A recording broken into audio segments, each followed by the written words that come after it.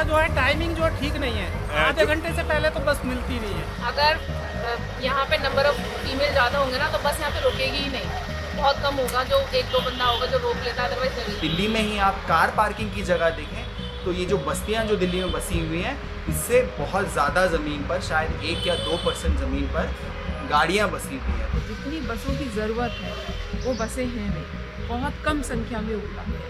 उनकी क्वालिटी अच्छी नहीं है और उनके चलने की अच्छी व्यवस्था नहीं। हम नई दिल्ली के इलाके में हैं जहां पर 10 कदम की दूरी पर मेट्रो स्टेशन है और वहां पर लगातार मेट्रो के आने का वक्त नियत है, जबकि हमारे पीछे जो बस स्टैंड है यहाँ पर लोगों को घंटों इंतजार करना पड़ता है और यही हमारे पब्लिक ट्रांसपोर्ट की त्रासदी भी है। कितना इंतजार औसतन आपको करना पड़ता है बस का? आधे घंटे से पहले तो बस मिलती नहीं है। हाँ, इनका जो है टाइमिंग जो ठीक नहीं है, एक साथ 3 बसें निकालेंगे उसी रूट की, सेम रूट की, और 1 घंटे तक या पौन घंटे तक आती नहीं है बस। सार्वजनिक परिवहन को इम्प्रूव करने के नाम पर सरकार ने सबसे ज़्यादा पैसा मेट्रो रेल बनाने में लगा दिया है। हमारे शहरों में जो सबसे ज़्यादा ज़रूरत है बस की होती है, क्योंकि जो ट्रिप लेंथ होती है, जो लोग दूरी चलना चाहते हैं वो कम होती है, उसमें मेट्रो रेल का उतना फ़ायदा नहीं होता है। और इसीलिए आप देखिए कि मेट्रो रेल अभी भी कहीं भी उतनी राइडरशिप नहीं हुई है जितना कि एक्सपेक्टेड था। दिल्ली में 400 किलोमीटर के बाद से 46% राइडरशिप चल रही है। तो सबसे ज़रूरी है कि बस का नंबर बढ़ाएं, जिससे इंतज़ार बस का कम हो। अभी सब शहरों में यही प्रॉब्लम है, जितनी बसों की ज़रूरत है वो बसें हैं नहीं, बहुत कम संख्या में उपलब्ध है। उनकी क्वालिटी अच्छी नहीं है और उनके चलने की अच्छी व्यवस्था नहीं है। आम बजट से ठीक पहले ग्रीन पीस इंडिया ने तमाम विशेषज्ञों के साथ मिलकर एक डॉक्यूमेंट तैयार किया है और इसके जरिए उन्होंने केंद्र सरकार और तमाम राज्य सरकारों से ये मांग की है, या कह सकते हैं कि उन्हें सुझाव दिए हैं कि वो पूरे देश में पब्लिक ट्रांसपोर्ट के नेटवर्क को मजबूत करें, खास तौर से बसों की सुविधा को। इससे न केवल वायु प्रदूषण पर काबू पाया जा सकेगा, एक बड़ा सामाजिक बदलाव आएगा, बल्कि देश की आबादी का एक बड़ा हिस्सा यानी महिलाओं की वर्क फोर्स में भागीदारी बढ़ेगी। हम देखते आए हैं कि पिछले कुछ सालों में अलग अलग राज्य सरकारों ने महिलाओं के लिए, सीनियर सिटीजन्स के लिए, स्टूडेंट्स के लिए पब्लिक ट्रांसपोर्ट को फ्री या उनके लिए विशेष पास बनाने की स्कीम्स बनाई हैं और अन्य राज्य सरकारें भी इस बारे में रुचि दिखा रही हैं।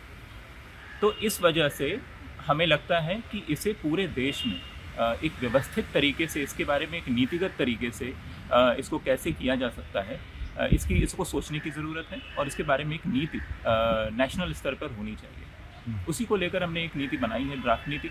इसमें हमने कहा है कि जो क्लाइमेट और इन्वायरमेंटल बेनिफिट्स के लिहाज से सबसे पहले पब्लिक ट्रांसपोर्ट कम से कम 10 गुना लोगों को उतने ही स्पेस में, उतने ही रिसोर्सेज के साथ एक जगह से दूसरी जगह पहुंचा सकता है जितना कि प्राइवेट कारें या मोटरसाइकिलें पहुंचाती हैं।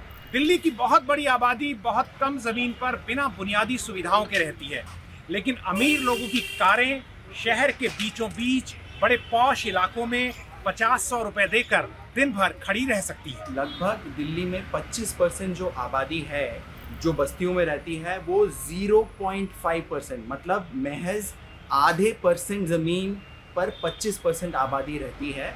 और अगर दिल्ली में ही आप कार पार्किंग की जगह देखें तो ये जो बस्तियां जो दिल्ली में बसी हुई हैं, इससे बहुत ज़्यादा ज़मीन पर, शायद 1 या 2% ज़मीन पर गाड़ियां बसी हुई हैं। तो हमको ये तय करना पड़ेगा कि गाड़ियों के लिए हमारे शहर में जगह है, लेकिन रहने के लिए हमारे पास जगह नहीं है, रोजगार के लिए हमारे पास जगह नहीं है। कुछ राज्यों ने जब से महिलाओं के लिए मुफ्त बस सेवा शुरू की है, तब से महिलाओं का एक तरह से बसेस में हैरासमेंट शुरू हुआ है।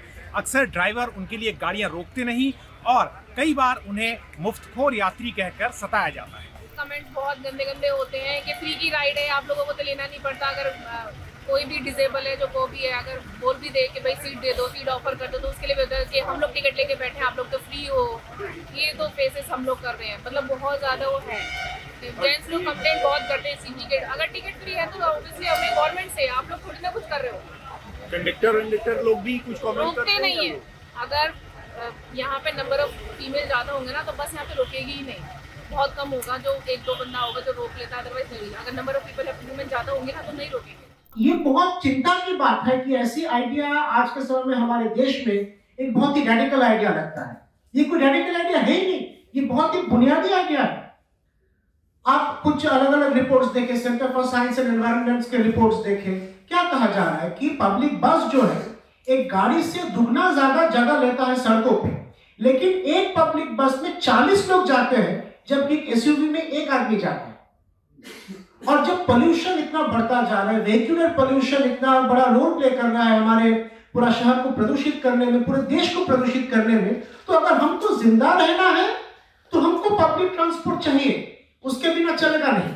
अब जिंदा रहना कोई रेडिकल आइडिया है नहीं, जिंदा रहना एक बहुत ही बुनियादी प्रैक्टिकल आइडिया है। ये महत्वपूर्ण है कि सरकार को ये सुझाव एक ऐसे वक्त में दिए गए हैं जब न केवल आम बजट पेश हो रहा है, बल्कि दिल्ली में, देश की राजधानी में विधानसभा चुनाव भी हो रहे हैं। अब हम सब ये जानते हैं कि चुनाव जो है वो पूंजीपति लड़वाते हैं, उद्योगपति लड़वाते हैं और ऑटोमोबाइल इंडस्ट्री भी उसका एक हिस्सा है। तो ऐसे में क्या कारों को सड़कों से दूर कर पब्लिक ट्रांसपोर्ट को मजबूत करने की बात मानकर नेता और राजनीतिक पार्टियां अपनी फितरत को छोड़ेंगी? ये देखना होगा। पत्रकारिता का नासूर बन चुके विज्ञापन के मॉडल को खारिज करके खबरों की इस दुनिया को बदलिए ताकि पत्रकारिता आपके लिए जवाबदेह बने।